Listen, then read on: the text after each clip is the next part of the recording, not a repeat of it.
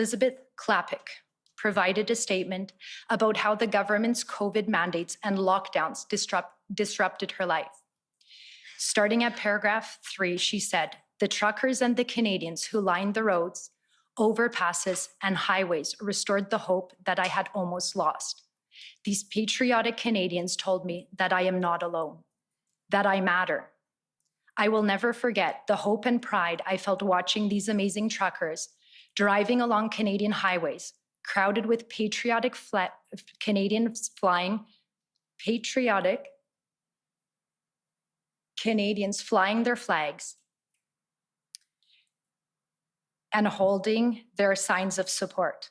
I will never forget the tears I shed as I regained that almost lost hope, that love for my home and native land, that love for my fellow Canadians."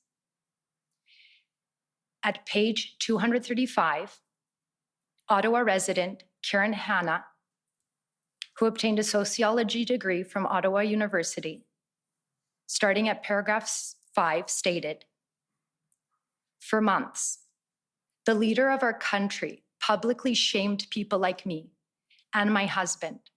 Our own family members turned on us, blamed us, and some even told us we don't deserve health care." Paragraph 17, "One of my most emotional moments was dancing on Rideau Street beside a local man. He had tears streaming down his face. All he wanted was a hug. It was very overpowering for him. I met a girl, 22 years old, who just hopped in her car from Winnipeg and just kept driving. She stayed the entire time.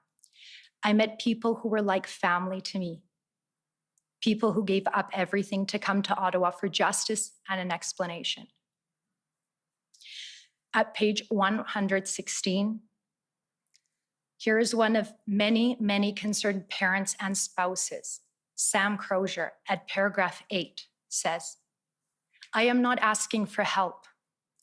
I am begging you to please listen, hear my heart, feel my pain, and help work towards the true North strong and free that we were promised. My husband, an Army veteran who now has PTSD, and not from anything he has seen or done in the forces, but from what our own government has done. Our government has destroyed my life. I, a once optimistic, full of life person, find myself struggling to stay above water now. I struggle to find joy in anything and daily fear a new announcement being made that will further punish us. I have written the same email to every member of Parliament daily and been ignored by a large collection of the people meant to be our leaders, meant to be listening to us. Mr. Prime Minister, you have now heard the statements from some of the many concerned Canadians who felt compelled to support the protesters.